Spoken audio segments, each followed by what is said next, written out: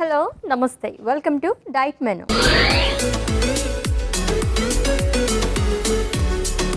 వారంలో మనం first డేలోకి enter అయిపోయామండి. Every week కూడా మనం డిఫరెంట్ హెల్త్ కండిషన్స్ గురించి మాట్లాడుకుంటూ మంచి మంచి రెసిపీస్ కూడా ప్రిపేర్ చేసుకుంటూ ఉంటాం కదా.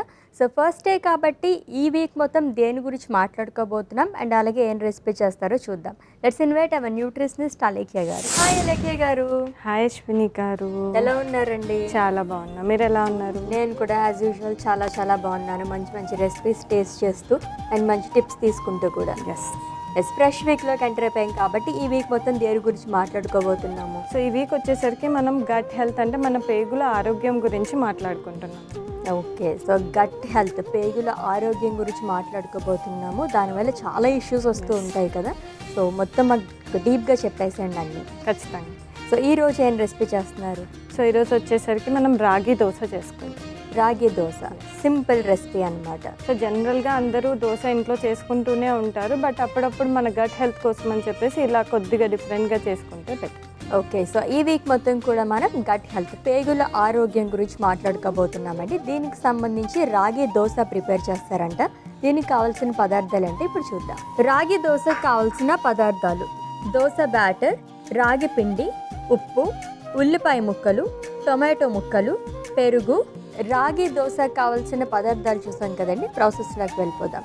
సో చాలా ఈజీ రెసిపీ. ఆల్మోస్ట్ ఎక్కువగా చాలామంది రాగి ప్రతి దాంట్లోనే మిక్స్ చేసుకొని తాగడం కానీ అండ్ ఇలాగే దోశల కింద వేసుకోవడం కానీ ఈ మధ్యకాలంలో చేస్తున్నారు. సో పేగుల ఆరోగ్యానికి అండ్ రాగి దోశకి ఏంటి రిలేటెడ్ చెప్పండి. సో మన పేగులు ఆరోగ్యంగా ఉండాలంటే మనం తీసుకునే ఫుడ్స్లో కొన్ని ఫుడ్ గ్రూప్స్ అనేది ఎక్కువగా ఫోకస్ చేయాల్సి వస్తుంది అశ్విని. సో దాంట్లో మేజర్గా ఫైబర్. సో పీచు పదార్థం ఎక్కువగా ఉన్న ఫుడ్స్ తీసుకోవడం వల్ల కూడా మన గట్ హెల్త్ అనేది ఆరోగ్యంగా ఉంటుంది అనమాట. ఓకే, సో మనకి రాగిలో ఫైబర్ అనేది ఎక్కువగా ఉంటుంది. యాజ్ వెల్ దాంతోపాటు మనం దీంట్లో కొద్దిగా కర్డ్ కలుపుతున్నాం, అంటే ఫర్మెంటెడ్ ఫుడ్స్ అంటాం. దాంట్లో ఏంటి అంటే మనకి గుడ్ బ్యాక్టీరియా ఉంటుంది. సో ఫర్మెంటెడ్ ఫుడ్ దాంతోపాటు ఈ రాగి ఫ్లవర్ అంటే మంచి fibre as well as good బ్యాక్టీరియాని కలిపి తీసుకున్నప్పుడు మన ప్రేగులు అనేది ఆరోగ్యంగా ఉంటాయన్నమాట. సో దానికోసం అంటే అవి ఆరోగ్యంగా ఉంటే ఏంటి అంటే తీసుకునే ఫుడ్ నుంచి న్యూట్రియంట్స్ అనేవి బాడీలోకి అబ్జర్వ్ అవుతాయి. ఓకే, సో పేగుల ఆరోగ్యం గురించి మాట్లాడుకుంటున్నాం కాబట్టి, సో ఇన్ కేస్ గట్ సరిగ్గా లేదు అంటే కనుక ఎటువంటి సిమ్టమ్స్ ఎలా ఉంటాయి మనకి, సైన్స్ అనేవి? సో జనరల్గా వచ్చేసరికి గట్ హెల్త్ అనేది కొంచెం పాడైంది లేకపోతే సరిగ్గా లేదు అన్నప్పుడు ఎక్కువగా మేజర్గా కనిపించే సిమ్టమ్ డయేరియా ఎక్కువగా ఉంటుంది, అంటే లూజ్ మోషన్స్ అని చెప్పేసి అంటాము. లేదు అంటే మలబద్ధకం, కాన్స్టిపేషన్ అనేది ఎక్కువగా ఉంటుంది. అండ్ ఇంకా వచ్చేసరికి మనం తీసుకున్న ఫుడ్ అనేది సరిగ్గా అరగకుండా గ్యాస్ లాగా పట్టేయడం అలాంటివి ఎక్కువగా చూస్తాం. బ్లోటింగ్ ఇష్యూస్ వస్తాయి. సో ఇవి జనరల్గా అబ్జర్వ్ చేస్తాం. బట్ ఎక్స్ట్రీమ్గా వెళ్ళినప్పుడు అది ఏంటి అంటే మన బాడీకి కూడా ఇంపాక్ట్ అనేది చూపించినప్పుడు కొద్దిగా మన స్కిన్ ఇష్యూస్ కానీ, స్కిన్ ఇరిటేషన్ కానీ, అలర్జీస్ కానీ ఇలాంటివి కూడా వచ్చే ఛాన్సెస్ ఉంటాయి. ఎక్కువగా స్కిన్ ఇన్ఫెక్షన్స్ వస్తూ ఉంటాయి కదా, లైక్ ఫేస్ పైన పింపుల్స్ కానీ చాలామందికి అంటే పర్టికులర్ ప్లేసెస్లో వస్తే కనుక గట్ ఇష్యూస్ అని చెప్పేసి అంటూ ఉంటాం కదా. సో ఏ ప్లేస్లో వస్తే కనుక ఎక్కువగా మనకి పేగులు ఆరోగ్యంగా లేవు అని చెప్పి తెలుస్తుంది? అంటే ఇది మనకి స్కిన్ ఇన్ఫెక్షన్ అది ఎక్స్టర్నల్గా కనిపించేది, బట్ ఇనీషియల్ సిమ్టమ్స్ అనేది మనకి లోపల ఇండైజేషన్ లాగా అవ్వడము, బ్లాటింగ్ లాగా అవ్వడం అలా అవుతూ ఉంటుంది. బట్ అది ఎక్కువగా కేర్ చేయరు అనమాట. సో జనరల్గా ఫుడ్ డిలే చేసినా కూడా గ్యాస్ పట్టేసింది అలా అనుకుంటూ ఉంటారు. బట్ అది గట్ స్పాయిల్ అవుతున్నప్పుడు ఇనీషియల్ సిమ్టమ్ అది ఉంటుంది. బట్ అది ఇంకా కొంచెం అడ్వాన్స్ అయినప్పుడు మనకు స్కిన్ ఇన్ఫెక్షన్స్ లాగా, ర్యాషెస్ లాగా, అలర్జీస్ లాగా వస్తుంది. అది ఓన్లీ వన్ పర్టికులర్ ప్లేస్ అని చెప్పలేము. అది స్కిన్ ఇన్ఫెక్షన్ స్టార్ట్ అయినప్పుడు మనకు బాడీలో ఎక్కడైనా సరే ఆ ర్యాషెస్ అనేవి డెవలప్ అవ్వచ్చు. Okay, done. సో ప్రాసెస్లోకి వెళ్ళిపోతాం. ఏం చేయాలండి ఫస్ట్? సో ఫస్ట్ నాకు ఒక మిక్సింగ్ బౌల్ దోశ పిండి యాడ్ చేస్తున్నాం. ఇది నేను ఆల్రెడీ చేసి పెట్టుకున్నాను. ఓకే,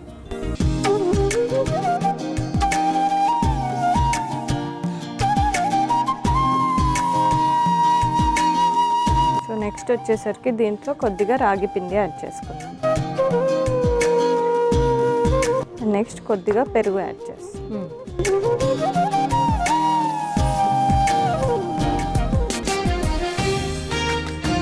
పెరుగు అండ్ అలాగే దోశ పిండి రెండు కూడా మనకి ఫర్మెంటెడే. అండ్ దీంట్లో మనకి ఫైబర్ యాడ్ చేసాము, రాగి పిండి, రాగి వల్ల. నెక్స్ట్ కొద్దిగా ఉప్పు యాడ్ చేస్తున్నాను. ఓకే. సో దీన్ని మొత్తం ఒకసారి కలిపేస్తాం.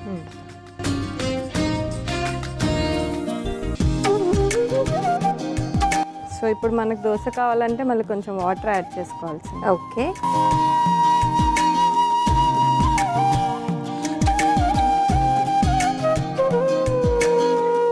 సో జస్ట్ మనకి రాగి పౌడర్ అండ్ అలాగే ఆల్మోస్ట్ అందరింట్లోని కూడా మనకి ఇడ్లీ పిండి కానీ దోశ పిండి రెడీగా ఉంటుంది కాబట్టి వాటిల్లో కూడా యాడ్ చేసుకోవచ్చు కదా.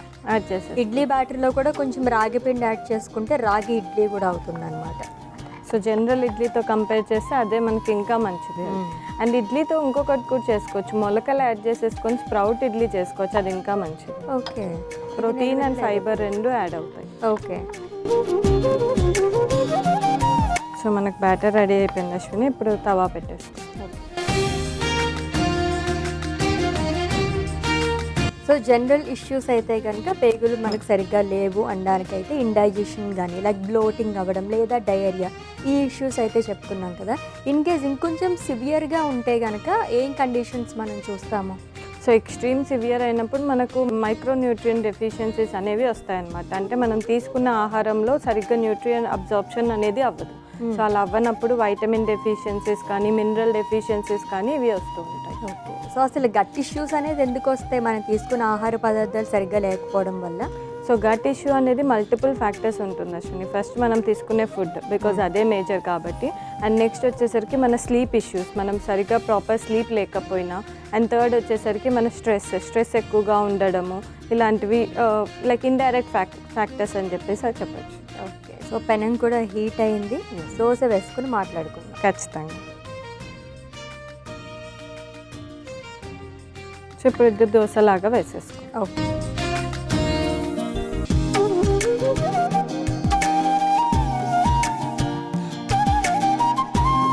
సో దీని మీద ఉల్లిపాయ ముక్కలు వేస్తాం అండ్ దెన్ కట్ చేసిన టొమాటో ముక్కలు కూడా వేస్తాం. సో మన రాగి దోశ కంప్లీట్ అయిపోయింది అశ్విని. సర్వింగ్ ప్లేట్లో తీసేసుకో. డన్. సో ఇలాగే ఇంకొక దోశ కూడా వేసుకో. ఓకే.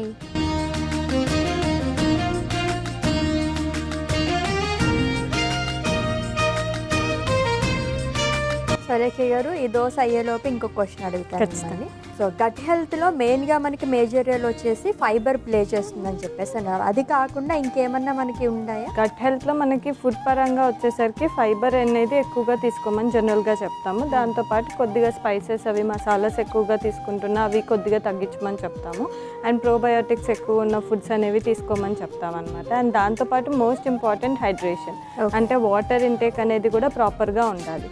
సో సరిగ్గా వాటర్ తీసుకోకపోతే కూడా మనకి డైజెషన్ అనేది సరిగ్గా అవ్వదు, దానివల్ల కూడా మనకి గట్ హెల్త్ అనేది ఎఫెక్ట్ అయ్యే ఛాన్సెస్ ఉంటుంది. అండ్ తీసుకునే ఫుడ్లో ఎక్కువగా బయట జంక్ ఫుడ్, ప్రాసెస్డ్ ఫుడ్స్ అవి బికాస్ ఆఫ్ దాంట్లో ఎక్కువ ఉన్న ప్రిజర్వేటివ్స్ వల్ల వాటి వల్ల కూడా మనకి కడుపులో లైక్ ప్రేగులు కూడా దెబ్బతింటాయి. ఓకే. సో దీన్ని కూడా ఒకసారి తిప్పేసుకో.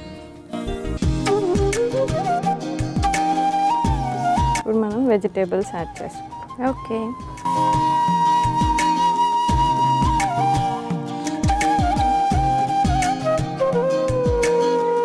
దీన్ని కూడా మనం సర్వింగ్ ప్లేట్లో తీసేసుకో. సో అశ్విని, మన గట్ హెల్త్లో భాగంగా రాగి దోశ రెడీ అయిపోయింది. టేస్ట్. ఓకే. ఎస్, రాగి దోశ రెడీ అయిపోయిందండి. సో గట్ ఇష్యూస్ ఉన్న వాళ్ళు ఇటువంటి దోశ అది ప్రిపేర్ చేసుకుంటే చాలా బాగుంటుంది. సో టేస్ట్ చేసే ముందు దీనికి కావాల్సిన పదార్థాలు, తయారీ విధానం ఒకసారి చూద్దాం. రాగి దోశకు కావాల్సిన పదార్థాలు: దోశ బ్యాటర్, రాగి పిండి, ఉప్పు, ఉల్లిపాయ ముక్కలు, టొమాటో ముక్కలు, పెరుగు.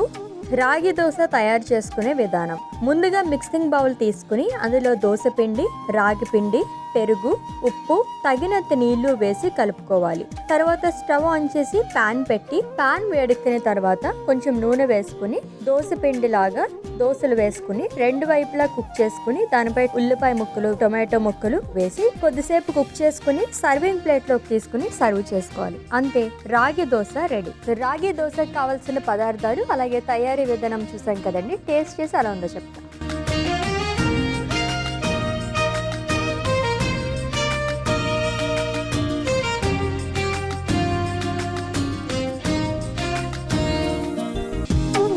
చాలా బాగుంది. ఆల్మోస్ట్ అందరూ ఈ మధ్యకాలంలో ఎక్కువగా హెల్త్ కాన్షియస్ వచ్చింది కాబట్టి ఈ విధంగా అందరూ డిఫరెంట్ వెరైటీ ఆఫ్ దోసాస్ అది ప్రిపేర్ చేసుకుంటున్నారు. సో గట్ ఇష్యూస్, పేగులు ఆరోగ్యంగా ఉండాలి అనుకుంటే కనుక ఇలా మనం రాగి పిండి కానీ అలా యాడ్ చేసుకుంటే చాలా బాగుంటుంది. మీరు కూడా ట్రై చేయండి. చాలా బాగుందండి, సింపుల్గా ఉంది అండ్ ఆల్మోస్ట్ చాలా ఎక్కువ మంది ఇలా ప్రిపేర్ చేసుకుంటారు. నేను కూడా ఒక వీక్లో 2-3 టైమ్స్ ఇలా తింటూ ఉంటాను అనమాట. ఈ మధ్య అంతా హెల్త్ కాన్షియస్ అయిపోయారు కాబట్టి రాగి దోశ, రాగి ఇడ్లీ చాలా ఫేమస్ అయిపోయాయి. అవును, thank you so much. Thank you. Yes, చూసారు కదండి, గట్ హెల్త్లో భాగంగా మనం రాగి దోశ ప్రిపేర్ చేసుకున్నాం. ఎంత సింపుల్గా ఉందో అంత టేస్టీగా ఉంది. మీరు కూడా ప్రిపేర్ చేసేసుకోండి. రేపటి డైట్ మెనూ ఎపిసోడ్లో మళ్ళీ మీట్ అవుతాం. Until then take care. This is Ashwini signing off. By.